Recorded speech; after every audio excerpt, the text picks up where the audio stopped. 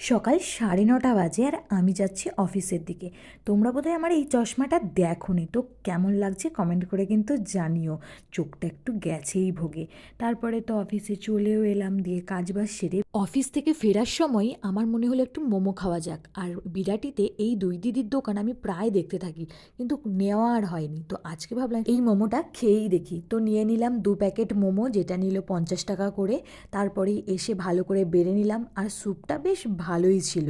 দিয়েই আমি হামলে পড়ি, আর সস যেটা ওরা বানিয়ে দিয়েছিল দুটোর টেস্টও কিন্তু বেশ ভালোই ছিল। তারপরে এবার গোছানোর পালা, কারণ কালকে একটু মাসি বাড়ি যাব। সামনে একটা ভিডিও আসবে, দেখতে কিন্তু ভুলো না আমার ইনস্টাগ্রামে। যাই হোক, গুছিয়ে টুছিয়ে নিয়ে একটু শুয়ে পড়বো, এরপর ভালো লাগছিল না। এরপর ডিনারে ছিল রুটি, আলুর তরকারি আর আপেল, যেটা হোম ডেলিভারিতে এসেছিলো। তারপরেই হচ্ছে একটু ভাবলাম একটু নেল পালিশ পরা যাক। তো আজকের জন্য এইটুকুই, কমেন্ট করে জানিও। চলো টাটা।